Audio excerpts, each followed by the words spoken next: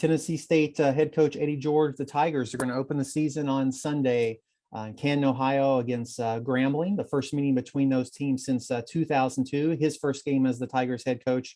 So, Coach, just thoughts about go ahead into this game week, and then we'll go to some questions here. Excited that we finally have a game to play. It's been 3 weeks. We've been in camp and trying to beat up on each other, and finally game time is here. Personally excited to have my first game against an historic and storied program like Grambling State and the great state of Ohio, where I played my college football days. And at the Canton, the Pro Football Hall of Fame is also a great honor. It should be a wonderful day, wonderful night. Hopefully we can come out on top with the victory. So I know I'm excited. Our team is excited to get going. Thanks, Coach. I know we got some people that put in the chat they want to talk to you. So first we'll start with Mike Organ. Go ahead, Mike. I think you're on mute, Mike.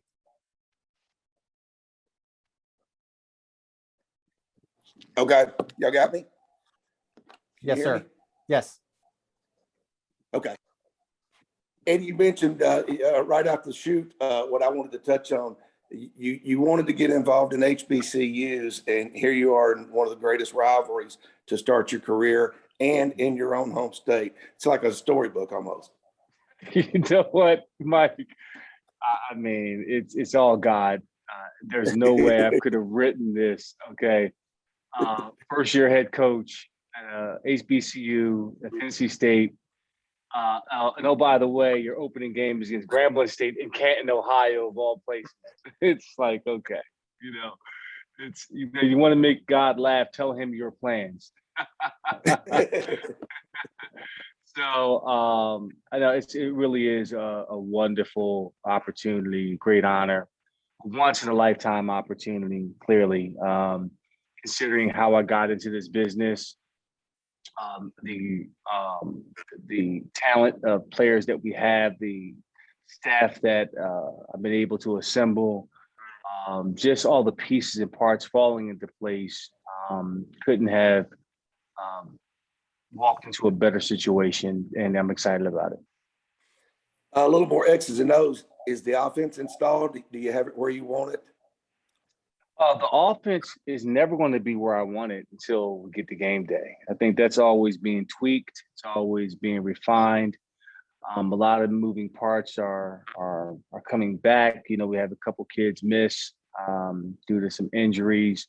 So my focus is making sure that up front that we're solid, in terms of personnel, energy, focus, making sure that if we are able to win up front, we can do a lot of good things offensively, hopefully against this Grambling defense. Okay. What about your quarterback? Have you settled on a starter? Is it Higgbottom or Devion? Have you settled on anybody yet? That's to be determined. Okay. We're still working through that situation, still assessing the talent there. We'll make a decision here clearly in shorter than later, but we haven't decided on it as of yet. My last one is, how satisfied are you with the job that Brandon Fisher has done on the defense? What type of defense is it going to be, and where is that side of the ball right now? I'm very satisfied with our tempo. I love our run fits right now in a few scrimmages. They haven't given up a lot of big runs with bad fits. We've been very disciplined in that area. It's tough to really gauge where we are from play to play, because obviously you have to go through an entire game to really assess what your defense is. How do they respond after giving up a big play? How do they respond after giving up a touchdown? Are we able to get the ball on the ground? Are we able to stay on sides on third down? How disciplined are we under those stressful situations? It's tough to assess, but as of right now, I'm pleased with where we are in terms of the little things, being in the right place, the right time, the communication, the way the defensive backs and linebackers are communicating within the play. There's some great leadership on that side of the football that I'm really excited to see. I think our defensive front has a chance to be good. They play with a great level of intensity. They play with nasty intentions. Now, can that be done for 4 quarters? That remains to be seen. So as of right now, we're undefeated, and we have no points scored on us right now. So it's all good. Until that happens, we'll make the adjustments. Thanks. That's all from me, Kyle. We'll go to Gentry. Go ahead, Gentry. Hey, Eddie, how's it going? Gentry, how you doing? I'm curious now that you've lived in this role a little bit. How has the reality of this met with your expectations when you first took the job? Has anything surprised you about this?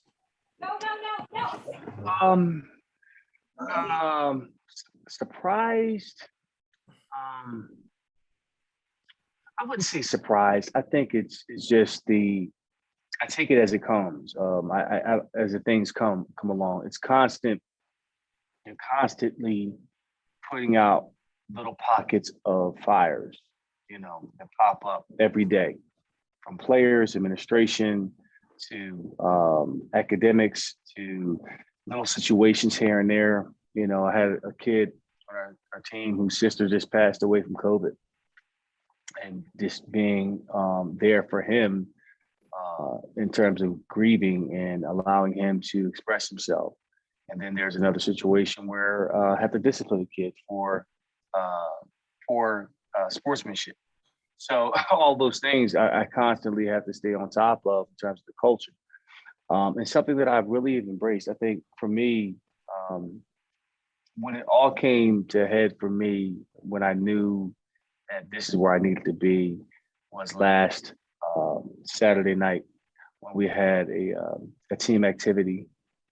We had a crab dinner, jambalaya. We had the beads that you wear at Mardi Gras on New Orleans, and it was a Mardi Gras themed setting. And we had a DJ come in, and the kids got on the mic, and we all sang songs and had a good time. They did imitations of coaches, and I'll tell you what, that's the surprising part that to me that sticks out more than anything else. I was the one that used to imitate the coaches and crack jokes on the coaches. And now kids are doing me. I'm like, no, oh my God, like, no, I can't be that guy. I'm now the one that they're making fun of behind their back. So it's all good. I really have grown to adore these young men, because everything that we've thrown at them, everything that they've been through with COVID and a lack of resources here, this, that over here. I mean, just you name it, they've just ate it up. Like, okay, what's next? Rolling with the punches, and they've had to do that for so long. And I appreciate their willingness to learn, to grow, to change, to transform, to be coachable, and to think outside the box and to eliminate the box when they're thinking. It's been gratifying to see that. So I see all of that, Gentry, see, all stuff that's going to be there, but what's gratifying to me is at the end of the day, I see a smile on these kids' faces, and I want to help them succeed. How much of an adjustment has it been for you each day? Just the grind involved in this as somebody who had never been a head coach before? Well, it's not a grind if you love it. Like, for example, when I did Broadway a few years ago, 2016, 8 shows a week, doubles on starting Friday, Saturday, Sunday, back Monday, Tuesday, off Wednesday, then started all over again. That was a grind, but I loved it. Same thing holds true here. I'm here every day, looking at the game of football, negotiating some things in the business world, within the program, trying to make this a better situation. This is fun for me. So the adjustment really has just been in my schedule. And that's why, I have my schedule here to make sure, I'm putting all my priorities straight, from me being a husband, my personal life, making sure I'm getting my workouts in, and making sure I'm going to my son's games and what I have to do as a head coach and as an entertainer, speaker, teacher, whatever that is. I prioritize that time wisely, and I'm able to be more efficient. And I find the time to breathe and to find the joy in all of this. Not everything is so strict and rigid, and it has to be fun. Otherwise, why do it? I enjoy what I'm doing. Of course, there's some grind in it, but there's grace within the grind. And that's what I've tried to find each and every day. Where's the grace? Where's the opportunity? Where's the silver lining in the midst of chaos? Because before order, there's chaos. And that's what we're experiencing.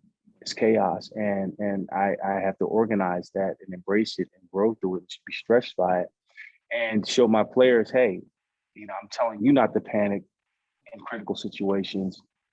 But I do the same thing every day. I can't allow myself to panic when I get hit with some sudden news that sets us back.